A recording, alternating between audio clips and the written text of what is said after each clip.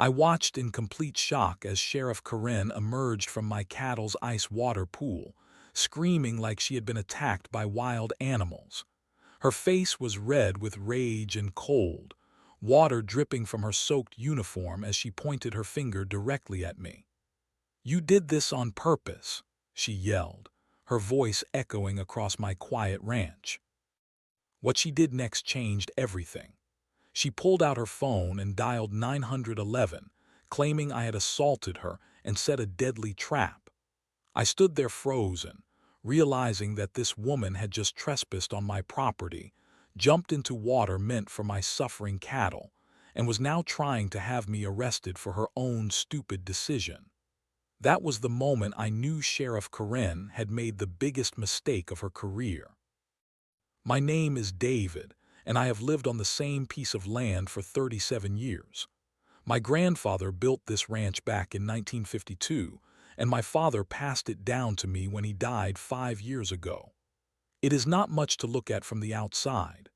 Just a small house, a barn, some pasture land, and about 40 head of cattle that I care for like they are family members. The summer of 2023 was one of the worst droughts our county had seen in decades. The temperature hit over 100 degrees for 3 weeks straight. My cattle were suffering badly from the heat, and I was losing sleep watching them struggle in the scorching sun. They would crowd around the small water tanks, panting and trying to find any relief from the brutal conditions. That is when I remembered the old swimming pool behind the house. My parents had installed it in the 1980s when I was still a kid, but nobody had used it for swimming in over 15 years.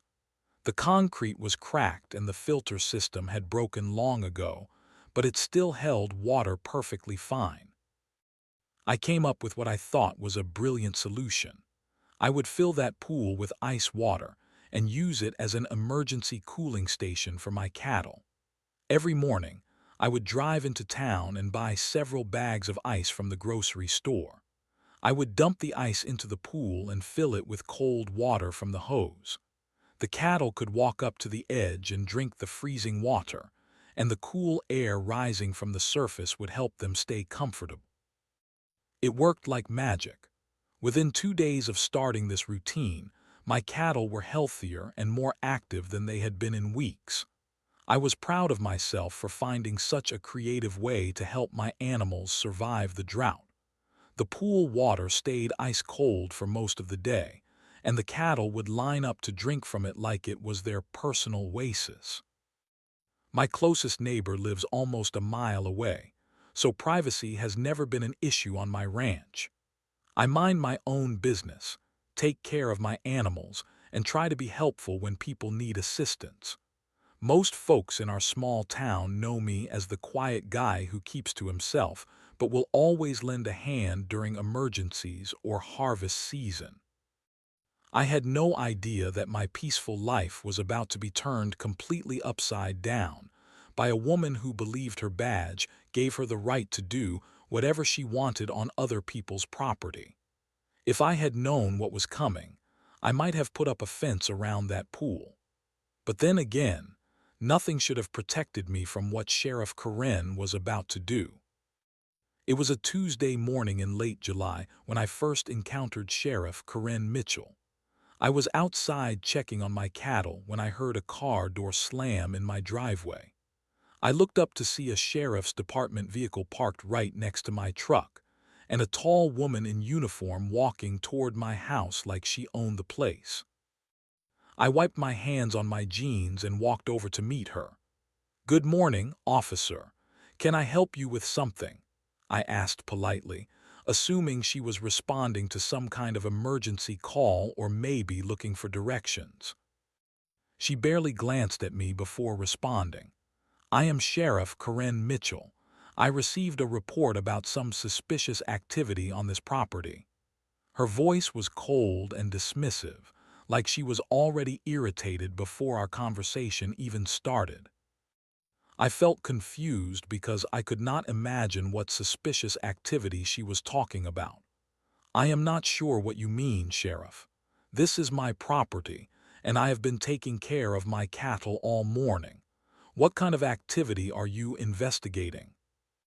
Instead of answering my question, she started walking around my yard without asking permission. She peered into my barn, looked at my cattle, and generally acted like she was conducting some kind of inspection. I followed behind her, feeling more uncomfortable with each step. "Sheriff Mitchell, I am happy to help with whatever you need, but could you please tell me what this is about?" I asked again, trying to keep my voice respectful but firm. She stopped walking and turned to face me with an expression that made my stomach drop. "I do not need to explain anything to you. I am conducting official business, and you need to stay out of my way." That is when she spotted the pool. Her eyes lit up like she had discovered buried treasure, and she walked straight toward it without any hesitation. The ice water was crystal clear and looked incredibly refreshing in the blazing heat. "Well, well, look at this nice little setup you have here," she said, circling the pool like a predator.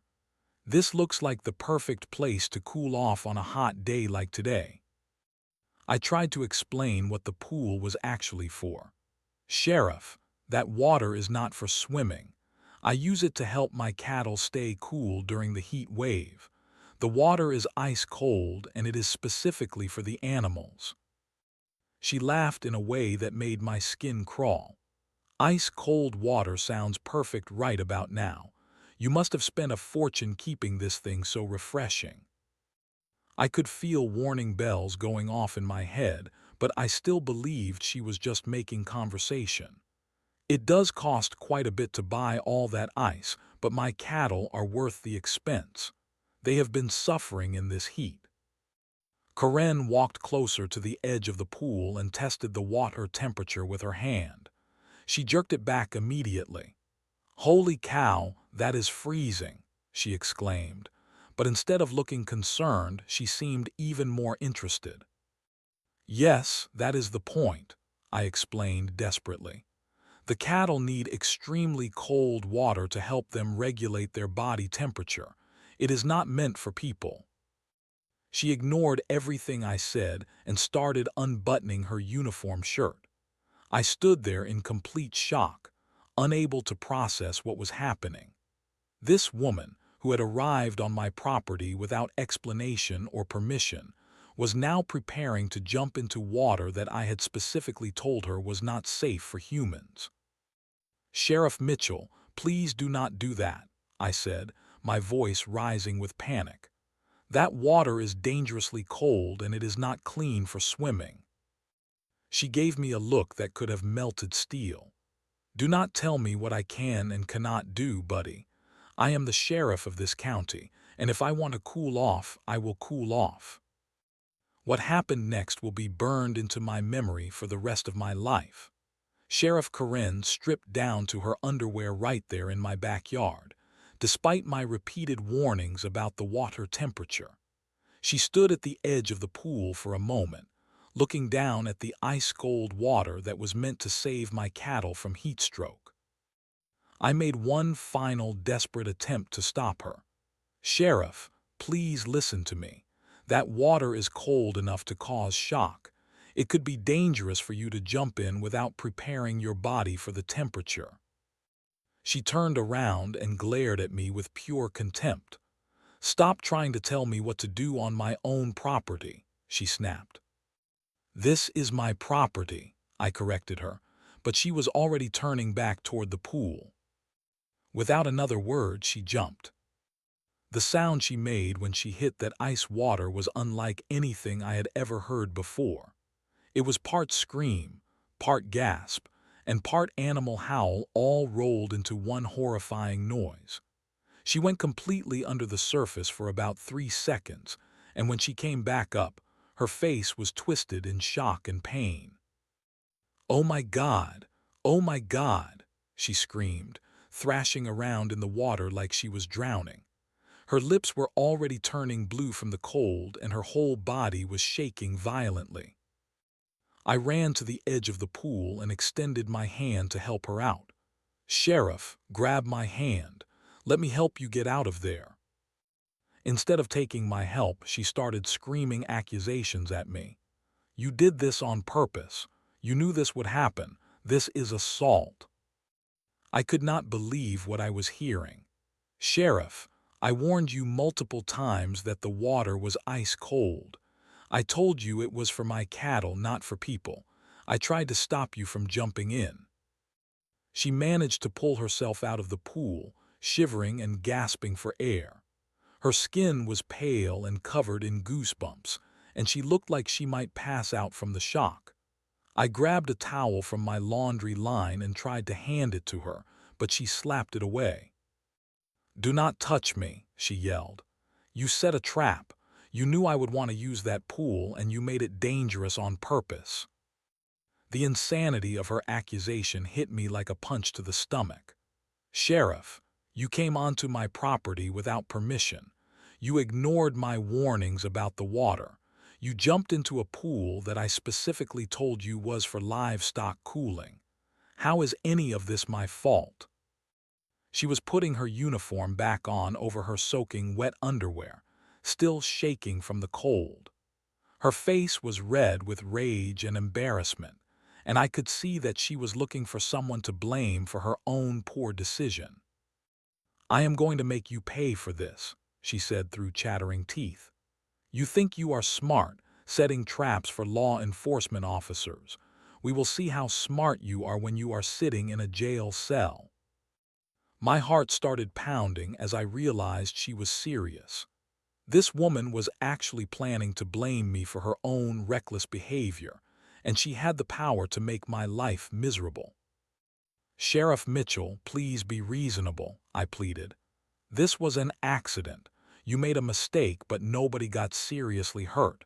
Let us just call it even and move on." She pulled out her cell phone and started dialing. That is when I knew my quiet life on the ranch was about to become a nightmare. Sheriff Karen stood in my backyard, water still dripping from her hair, and dialed 911 with shaking hands. I watched in horror as she began spinning a completely false version of what had just happened. "This is Sheriff Mitchell.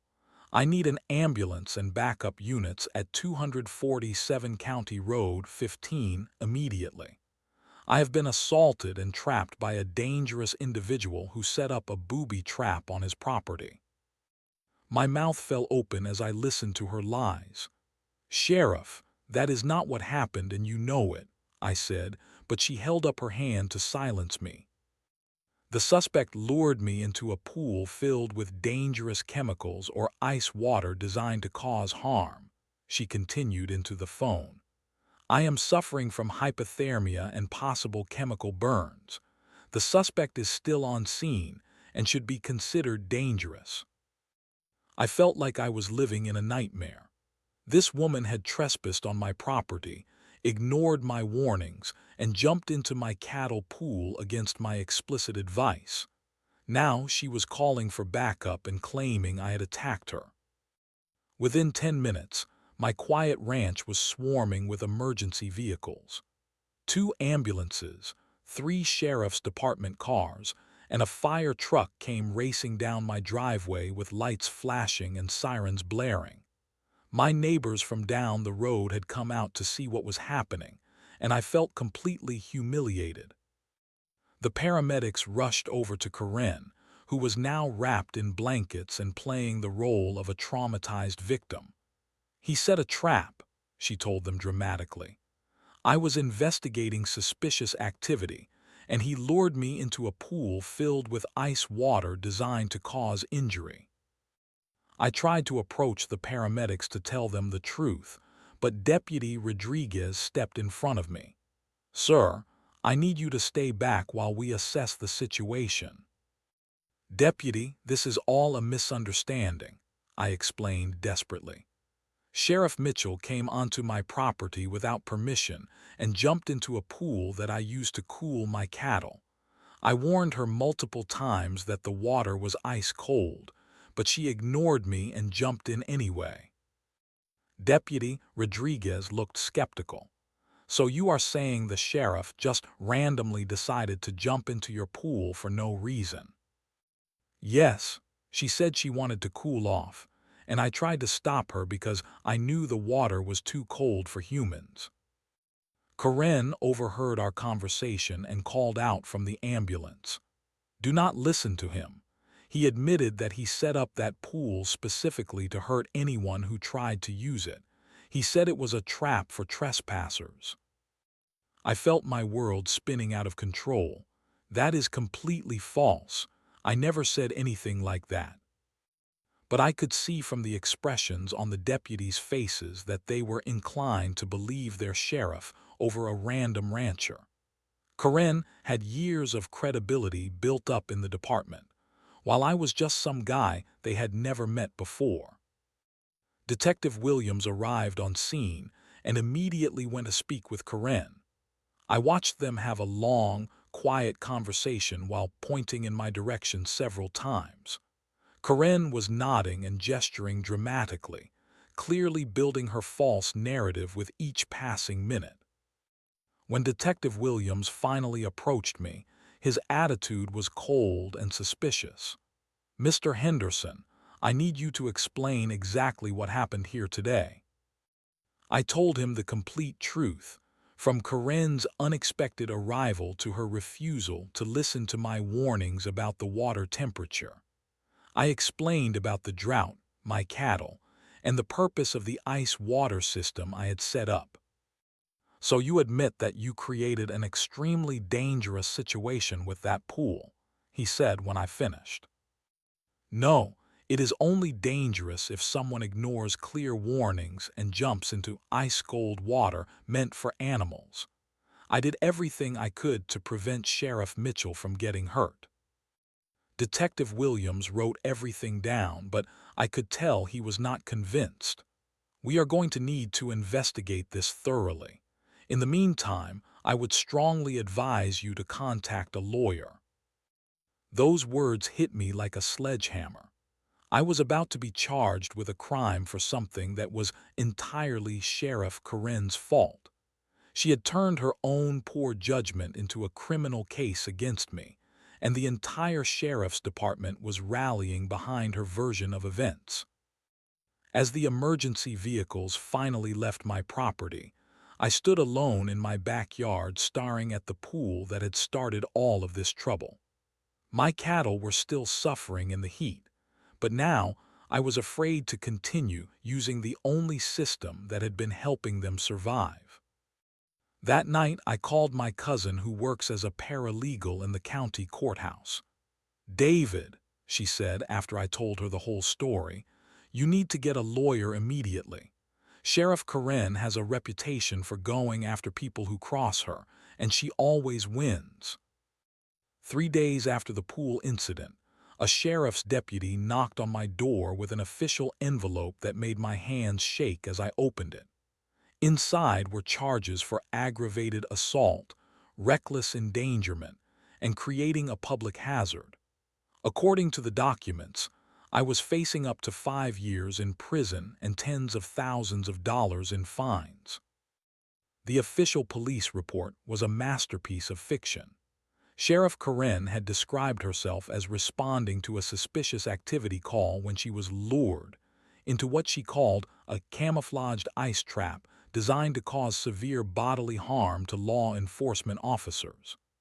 She claimed I had admitted to setting the trap specifically to injure trespassers and had refused to provide medical assistance when she was injured.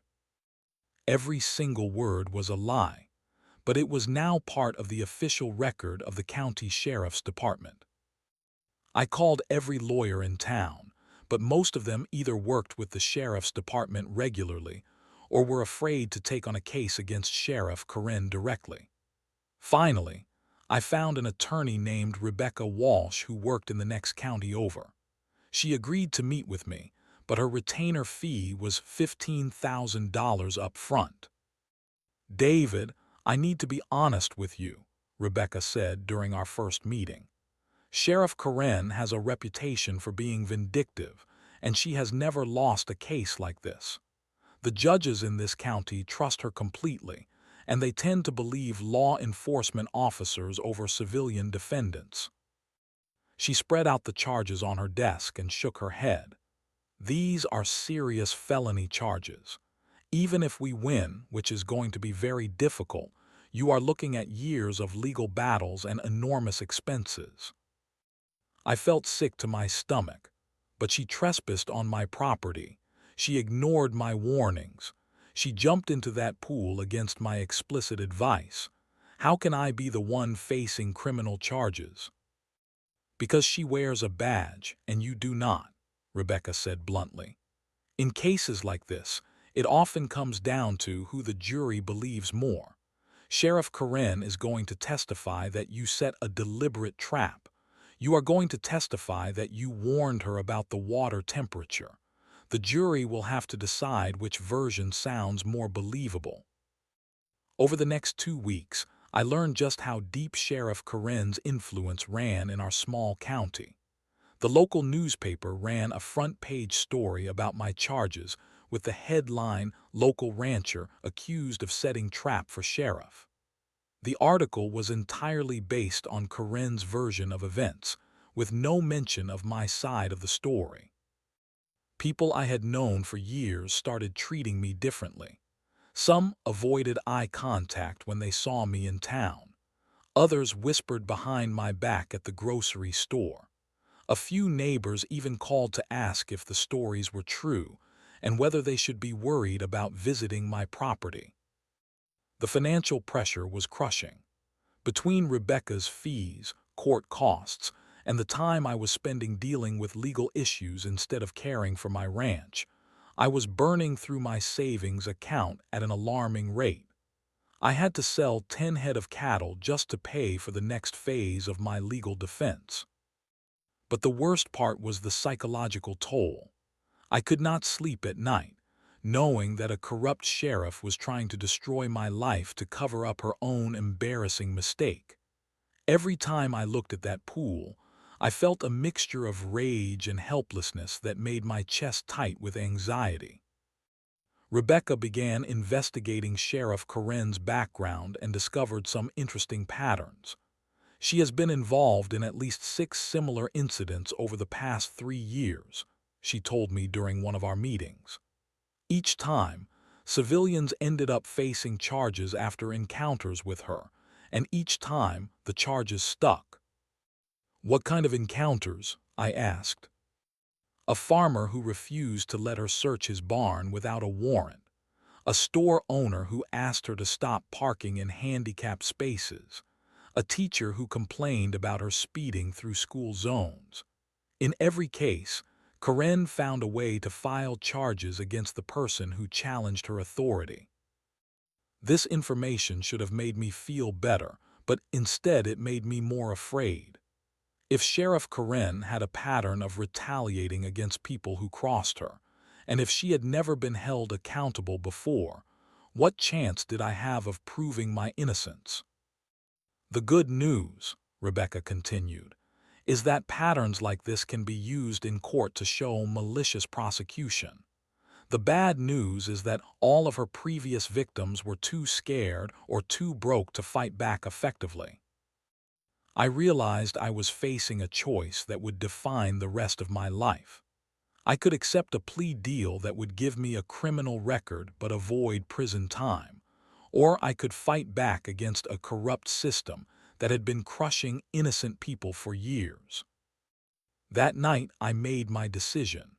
If no one else was going to stop Sheriff Karen, I would find a way to do it myself.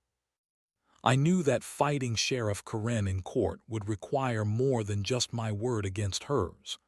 I needed evidence, witnesses, and a strategy that could expose her pattern of abuse to people who had the power to stop her.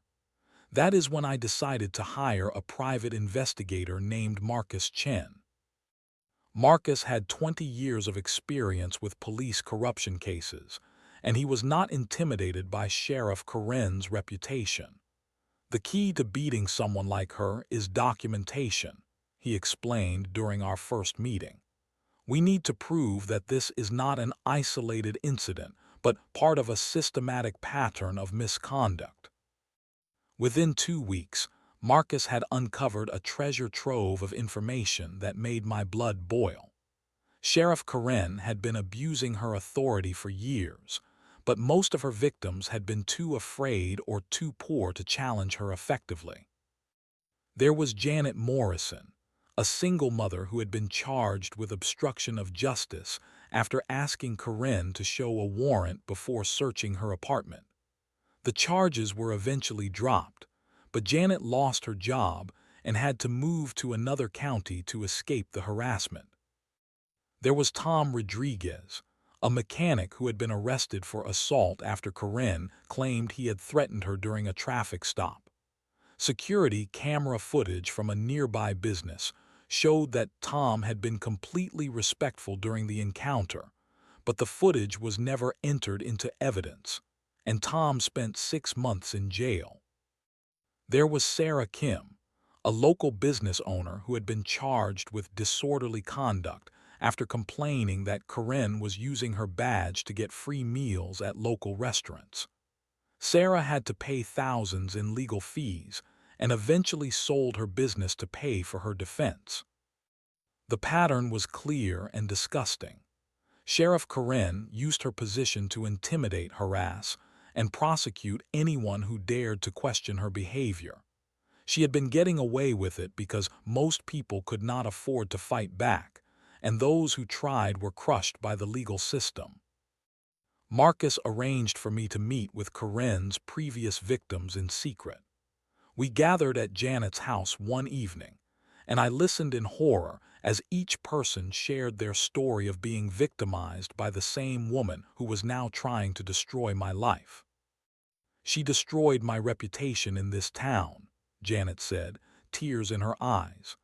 "My own family started believing I was some kind of criminal because the sheriff said so."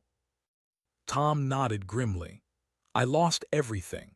My business, my savings, my relationship with my kids, all because I asked her to slow down in the school zone." Sarah was the angriest of the group. "She has been doing this for years, and nobody with real power cares enough to stop her. The county commissioners love her because she keeps the crime statistics low. The judges trust her because she brings them easy convictions. The state police will not investigate because they work with her department all the time." I realized that each of us alone had been powerless against Karen's influence, but together we might have a chance. "What if we all testified together?" I suggested. "What if we showed the court that this is not about one pool incident, but about years of systematic abuse?" Marcus smiled. "That is exactly what I was hoping you would say. A pattern of misconduct is much harder for prosecutors to ignore than a single incident." Over the next month, we worked together to document everything. Marcus gathered police reports, court records, witness statements, and even security camera footage that had never been used in the original cases. We created a timeline that showed how Karen had been retaliating against citizens for years without facing any consequences. We also found other victims who had been too scared to come forward originally. A retired teacher who had been harassed for months after complaining about noise from sheriff's department parties. A veteran who had been arrested after questioning why Karen needed backup to issue a parking ticket. A local pastor who had been investigated for tax fraud after criticizing police conduct during a church sermon. Each new story made our case stronger, but also made me angrier. Sheriff Karen had been destroying lives for her own entertainment, and the system had been protecting her every step of the way. Rebecca was amazed when we presented her with our findings. "This is incredible work," she said, looking through boxes of evidence. "I have never seen such a clear pattern of retaliatory prosecution. With this much documentation, we can not only get your charges dismissed, but we can probably get Karen investigated by the state attorney general." For the first time since this nightmare began, I felt hope. Karen had been counting on me being just another isolated victim who would give up and accept whatever punishment she decided to dish out. She had no idea that her years of bullying had created a group of people who were ready to stand up and fight back together. The monthly town hall meeting in September became the stage for the most important confrontation of my life. Word had spread through our small community that several residents would be presenting evidence of official misconduct, and the meeting room was packed with more people than I had ever seen at a civic gathering. Rebecca had advised me to present our case methodically and professionally. We had prepared a comprehensive presentation that included documents, photographs, witness testimony, and even audio recordings that Marcus had obtained through public records requests. I sat in the front row with Janet, Tom, Sarah, and 3 other victims of Corinne's abuse. My hands were shaking as Mayor Davidson called the meeting to order, but I felt strength from the people sitting beside me. We were no longer isolated victims. We were a united group demanding justice. The first item on tonight's agenda is a presentation by David Henderson regarding allegations of misconduct in the Sheriff's Department, Mayor Davidson announced. I stood up and walked to the podium, looking out at a room full of neighbors, friends, and strangers who would decide whether to believe my story or continue supporting Sheriff Corinne. I could see Corinne herself sitting in the back row, surrounded by several deputies who had come to show their support. Good evening, everyone. My name is David Henderson, and I am here tonight to tell you about a pattern of abuse and corruption that has been destroying lives in our community for years. I began with my own story, describing Corinne's trespassing, her refusal to listen to my warnings, and her decision to jump into ice-cold water meant for my cattle. The room was completely silent as I explained how she had immediately called 911 and filed false charges against me. But this is not just about what happened to me, I continued. This is about a sheriff who has been using her badge to intimidate, harass, and prosecute anyone who dares to question her behavior. One by one, I called each victim to the podium to tell their story. Janet described being charged with obstruction of justice for asking to see a warrant. Tom explained how he had been arrested for assault after a completely respectful traffic stop. Sarah detailed the harassment she faced after complaining about free meals. The mood in the room began to shift as people heard story after story of Corinne's abuse.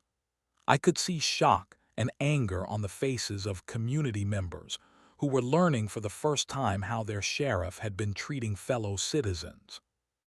When Corinne tried to interrupt Janet's testimony, Mayor Davidson banged his gavel.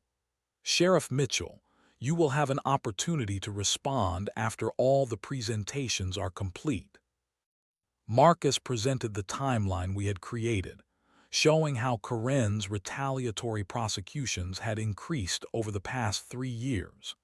He displayed police reports that contradicted witness statements, court documents that showed dismissed charges, and evidence that had been ignored or suppressed. "This is not about one bad day or one misunderstanding," Marcus concluded.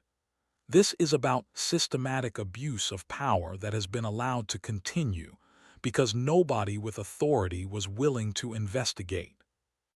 The room erupted in murmurs and whispers as people processed the weight of evidence against their sheriff. I could see county commissioners shifting uncomfortably in their seats, realizing that they could no longer ignore the problem.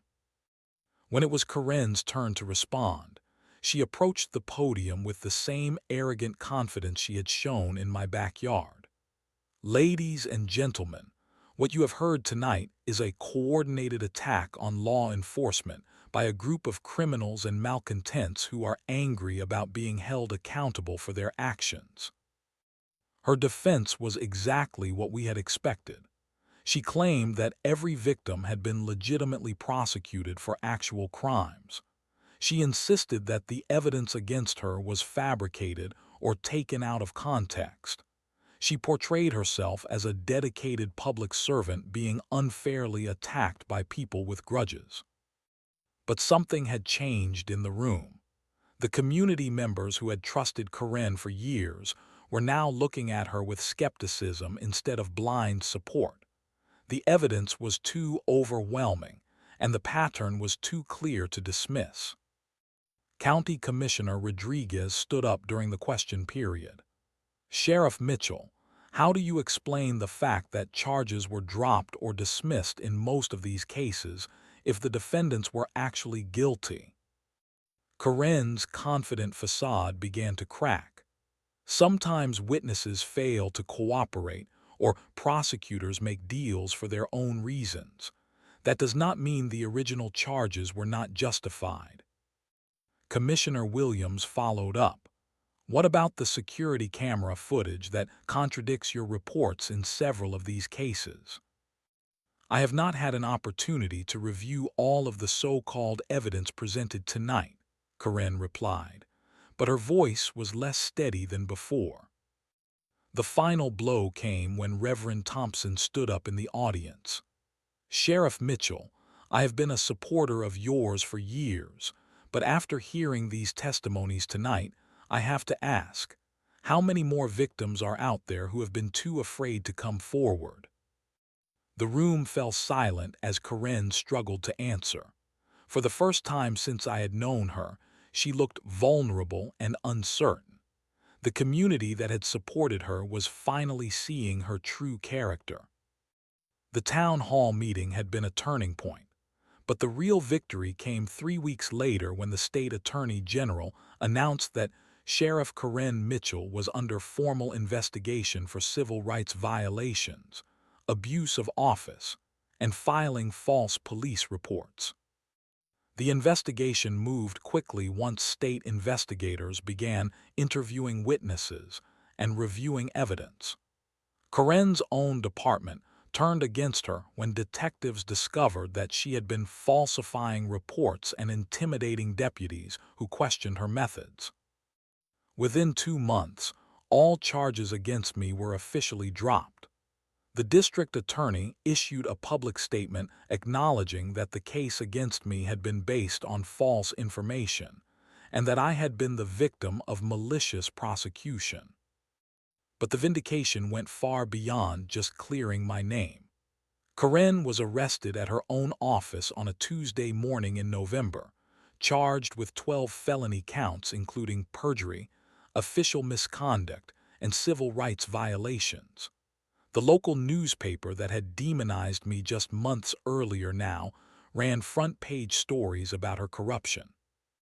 The civil lawsuit that Rebecca filed on behalf of all Karen's victims was settled out of court for $1.2 million.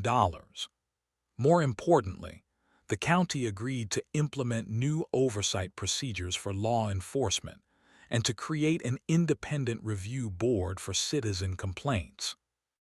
Karen's replacement, Sheriff Martinez, came to my ranch personally to apologize for what I had endured.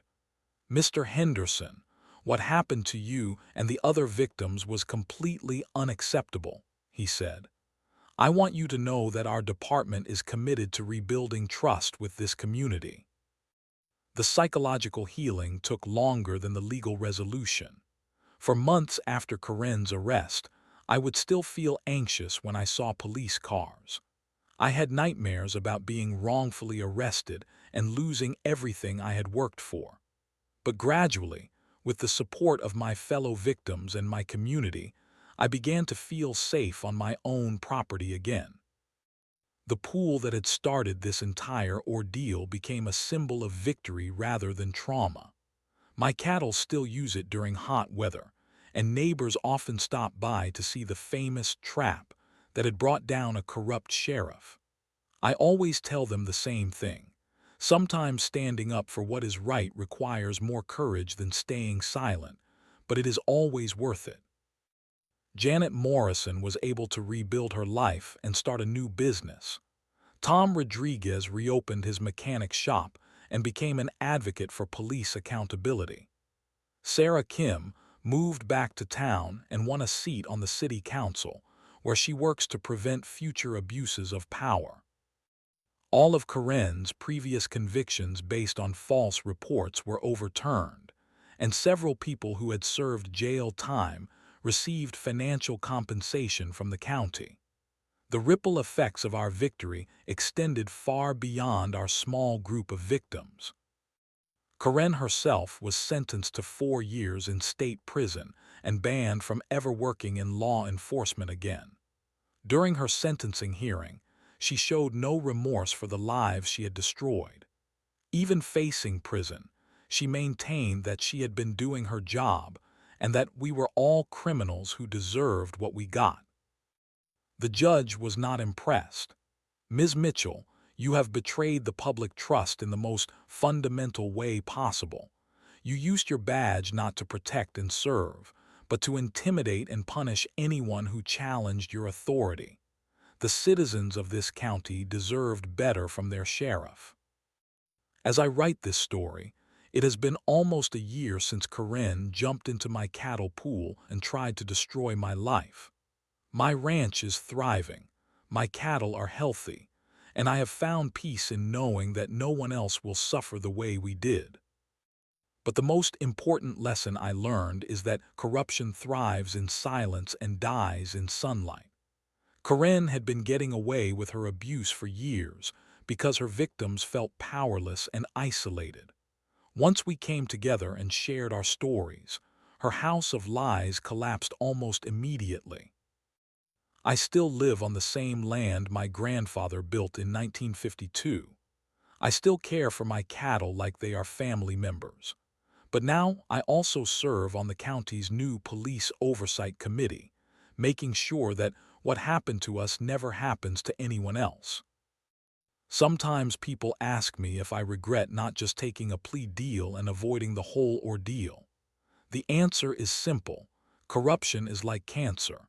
If you do not cut it out completely, it will spread and destroy everything around it. Sheriff Karen was a cancer in our community, and I am proud that we had the courage to cut her out before she could hurt anyone else. The pool is still there behind my house, still filled with ice water when my cattle need relief from the heat. But now it represents something more than just a cooling system for animals. It represents the moment when an ordinary person decided to fight back against injustice, and it reminds me every day that standing up for what is right is always worth the cost.